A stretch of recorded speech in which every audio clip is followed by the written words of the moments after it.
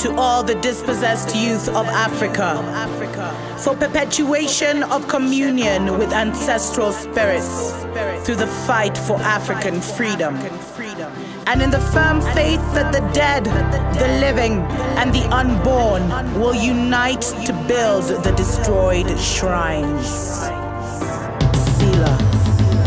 Hello and welcome, beloveds, to another episode of Wake Up Africa. My name is Dr. Mumbi Saraki. How you doing? How's everything going?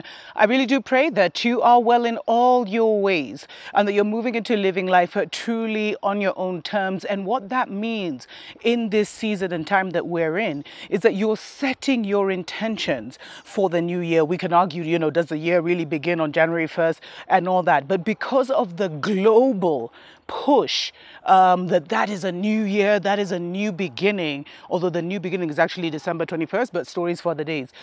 Because there's such a push on December 31st, we can put our energy, we can use that energy to kind of propel us into, our own narrative even more, to propel us into a new day, into a new dawn. And we can use the collective energy of the people really declaring the new to kind of put some intentions down for ourselves. I'll definitely do a different show on that, on how to prepare for the new year.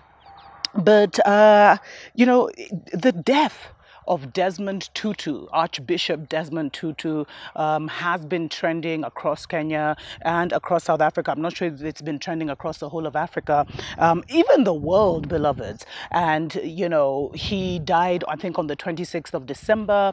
And there was, very, very symbolic. He's going to be buried on the 1st of January.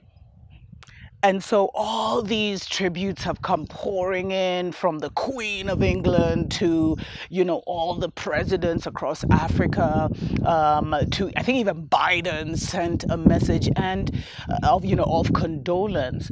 But I think the reason I'm even sharing this, beloveds, is because we have to start to remember the people who are our history makers correctly. I don't even want to call them our heroes, because these are like imposed heroes.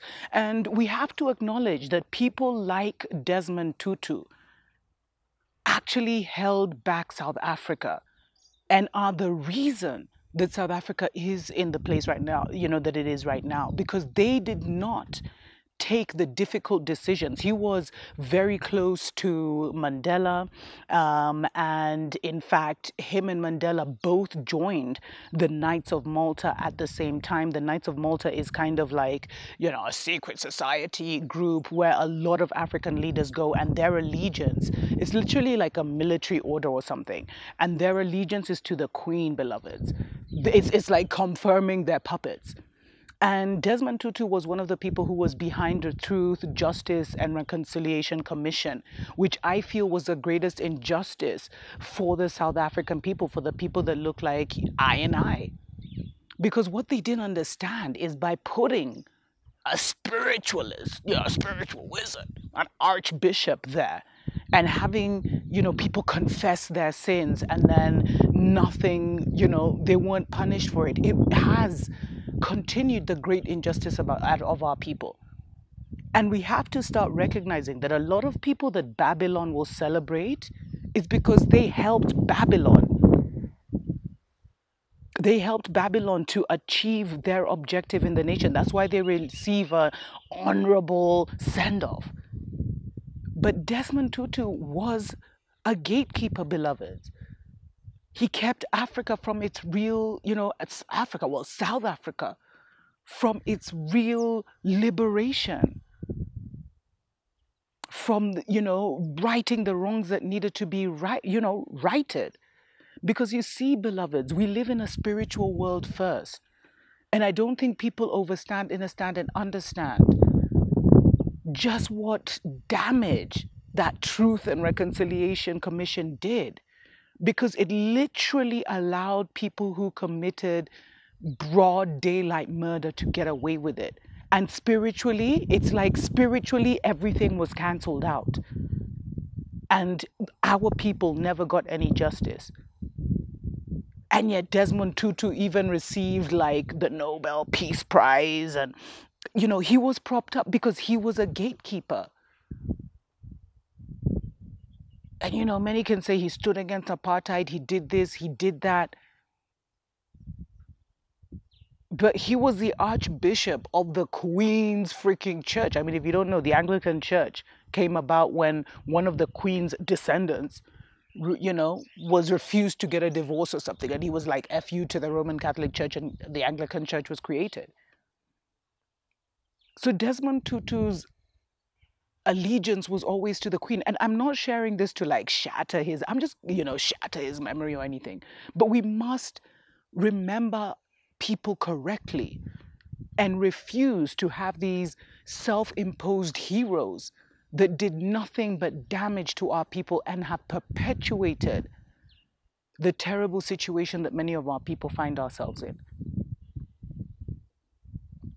Mandela and Tutu sold us out, beloveds, as a people.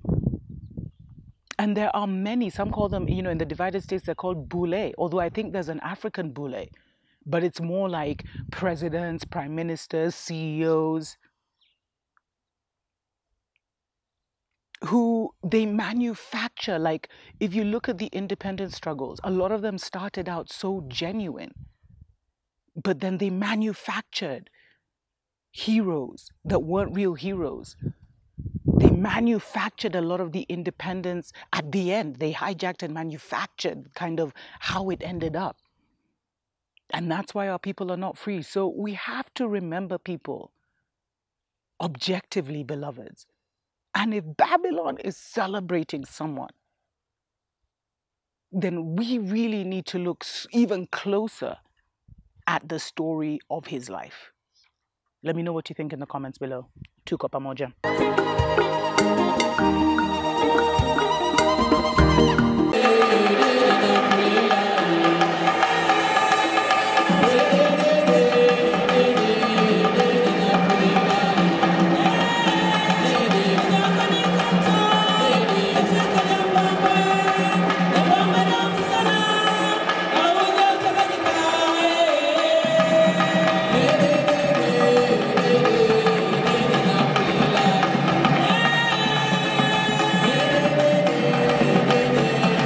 Hello and welcome, family. How you doing? Welcome, welcome, welcome. I'm not sure if you're seeing this on the Dr. Mumbi show or the Dr. Mumbi spiritual show, but we just wanted to give you a special heads up. We've been getting, over the last 6 months, we've gotten so many emails from people asking about what they need to do about relocating to Africa. Before, it was like people needed general information, but now people are making some serious moves. So we've started a new community. We're going to actually be starting a new channel. You can find the links below. Go ahead and definitely subscribe and hit that notification button so that you find out when we launch our first video. But in case you want to see already, you know, the pre-production stage, find us on Patreon, Karibu Nyumbani. And Karibu Nyumbani basically means welcome home. You can also find the link below.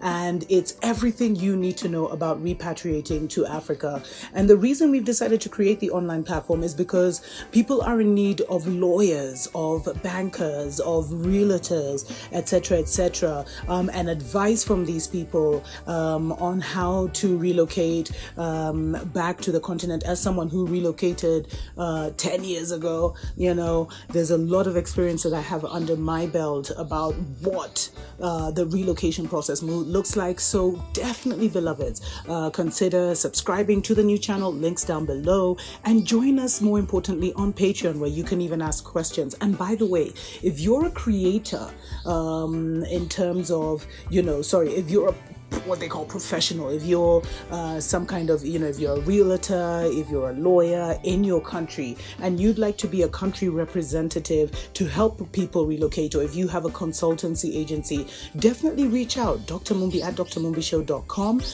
You can also join our Patreon family, where we do have a special section for, you know, local country representatives, where we can be sharing all the information, real estate projects, etc., that you have coming up with our wider family.